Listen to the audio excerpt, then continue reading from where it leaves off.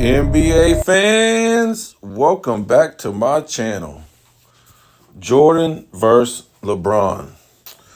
Okay, now, you thought I was playing when I said the Lakers are right where they need to be. Okay, we'll talk about that in a minute. But that's what I've been saying this whole time as the Lakers last night beat the Pelicans, and it could have been a worse beatdown than what it actually was. So, to all the subscribers, I want to say thank you. If you haven't subscribed, go ahead and do so. Like and comment, drop the Cash App in the description if you like these videos. So, like I've been telling people in my prior videos, I'm not going to make a video every time the Lakers win or lose. I didn't make a video yesterday when they lost to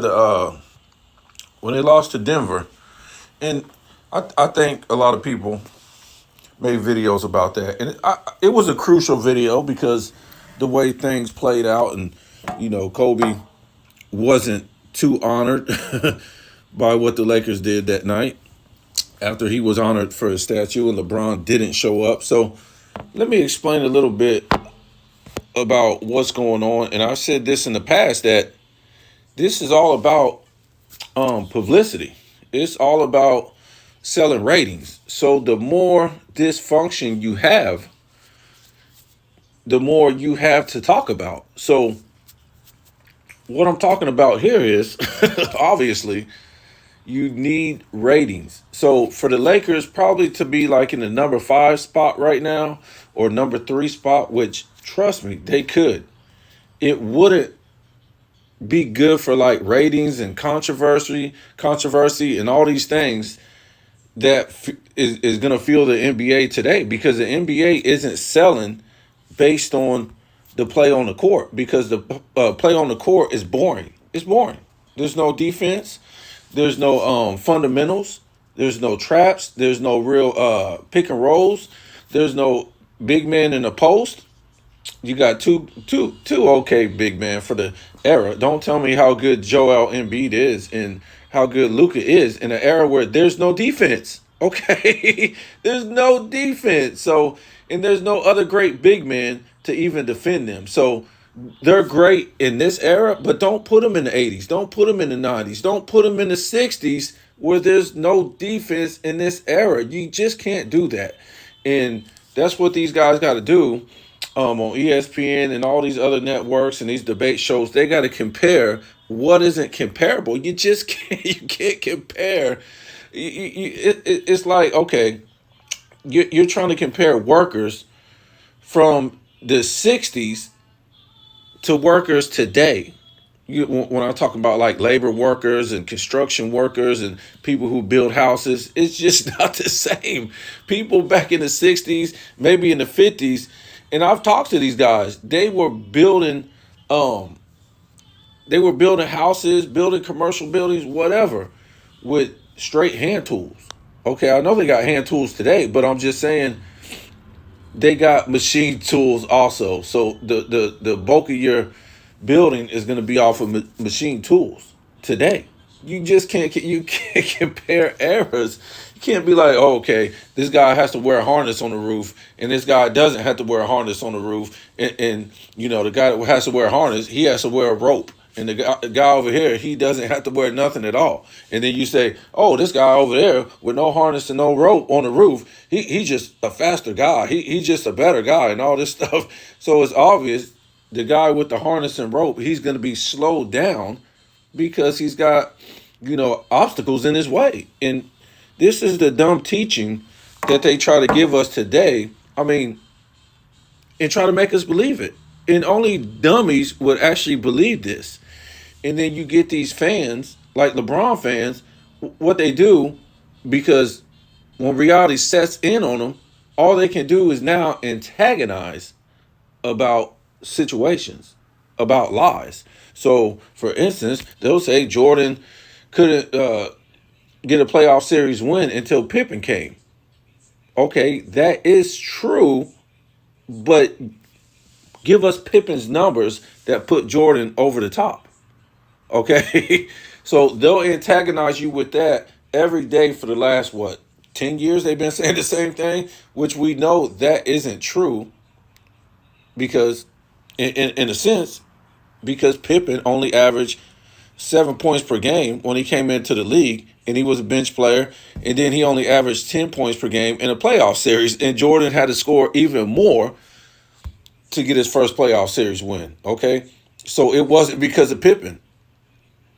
So, but they'll say that every day just to antagonize people. I mean, his fans are the dumbest fans I've ever known. I would say about 99% of them, and they don't know basketball. So, at this point, the people who talk, LeBron fans are the people who's supposed to be so intelligent, like the Nick Wrights and the Shannon Sharps and these type of people like that. But I'm not saying they aren't intelligent, but they teach LeBron fans how to be idiots. But they are intelligent in the sense that they done got his fans to buy into the nonsense that they've been producing for the last 10 years. And it's just real sad because you just hope LeBron fans don't go about their life in this manner where stuff don't add up and they still go along with the stuff that don't add up. It's just crazy, man. When you talk to his fans, they make no sense. The greatest player ever is a loser. What? The greatest player ever is a loser. And then you got to spin everything around. You got to be like, oh, these players were better. That's why they beat him. Okay, he's not a winner. If these players beat him in the championship game, he's not the greatest player ever. The greatest player ever that we knew were winners and great players on the court as basketball players. Okay, so we can't even put. See, you could make an exception for Bill Russell because look, I'm not Bill Russell, Wilt Chamberlain, because uh, nobody was winning in the '60s. Nobody was. Nobody was stopping that train that the Boston Celtics was in the '60s. And guess what? Wilt, he got a win off of it. So you got to give him credit, and then you got to look at all his statistical titles and how dominant he was as a player. Okay, so when we look at LeBron, you be like, well, okay, he's a loser, but let's look at his statistical titles. He doesn't have it. All he has is longevity stats on his side. And, I don't mean to be long on the video, but that's what I'm trying to say. I can't put this guy in my top 10 because he doesn't have the statistical titles. If you be like, man, well, he's got the statistical titles. I mean, and he's 4-6. He doesn't have the statistical titles. I don't care about 27, 7, and 7. 7 rebounds is underachieving, okay? So that's not impressive to me. He should be getting 10 rebounds a game easily, and he probably could if he actually went out there and if he got 3 offensive rebounds a game, which isn't even hard. Let's say post 2015. If he got 10 rebounds a game, he would be good. I mean, three offensive rebounds a game, that's easy.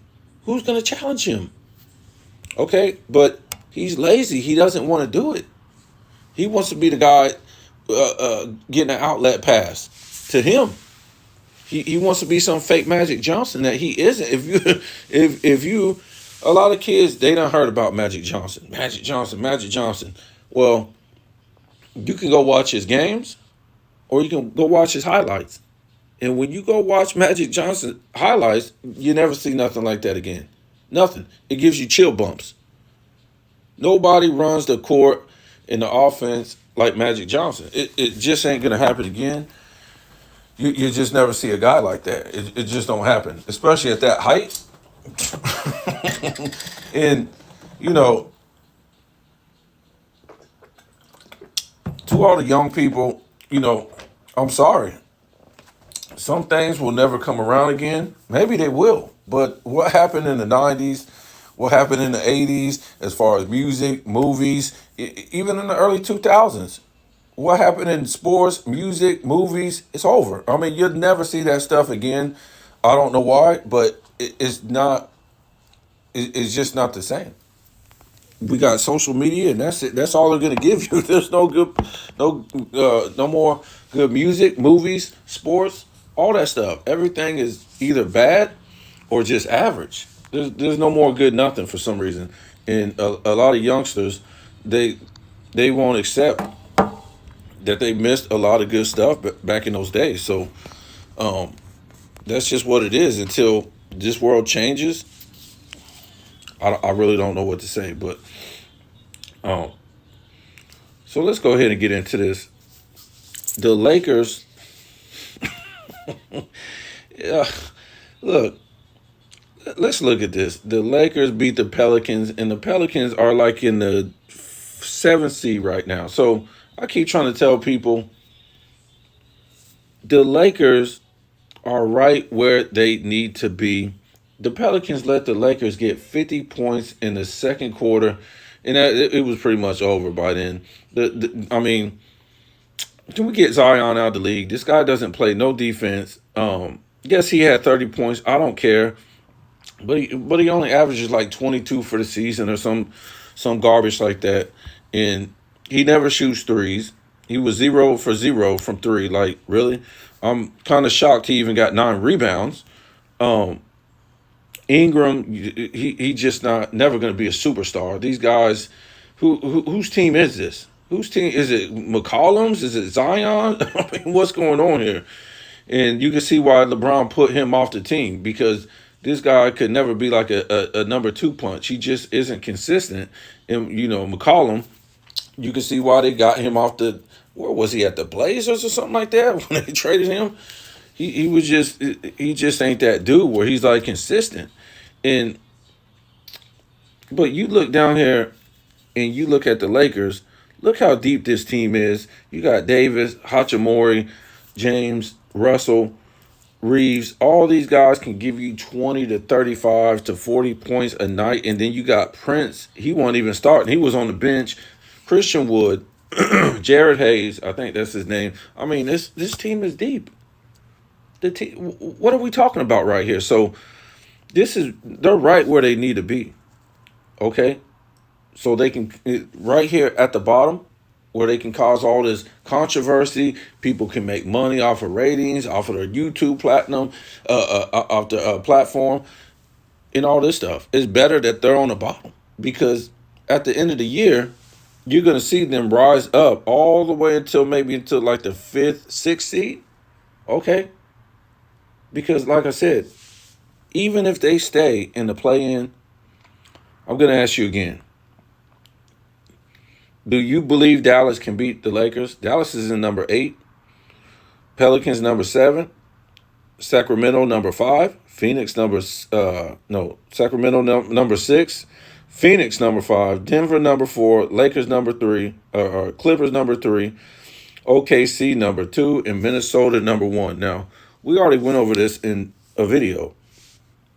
Do you believe Minnesota? I'm being truthful. OKC, the Clippers, we'll skip Denver, Phoenix, Sacramento, New Orleans, uh, Dallas, Utah could beat the Lakers in a 7-game series. Y'all, y'all got to stop, man. Y'all really got to stop, because they done beat these teams this year. Um, Sometimes they don't beat them 2 and 3 times. So you just got to stop. The Lakers are right where they need to be. And like I said in my past videos, they're going to be in the Western Conference Finals, probably playing Denver, and get beat by Denver. And they're going to say LeBron didn't have any help, so he had to opt out and go to another team or something like that, because they're right where they need to be. It's playing out great for the league, for ratings, for controversy, and all this stuff. Like I said, because this game can't sell itself based on play. The play is boring. It's just 4 guys sitting at the 3-point line, and then you got a center inside, and then they just pick and pop, pick and pop. It's a boring game. It's a lazy game. Okay, these guys are getting paid tens of millions of dollars to what be offensive players. That's it. So the fans are really getting robbed because there's really nothing intense about the game. Um, you can't touch nobody or it's a foul. The officiating is just horrible. The officials shouldn't even be getting paid the money they're getting paid. Um, I just don't know. This ain't the game I grew up on. So tell me what you think.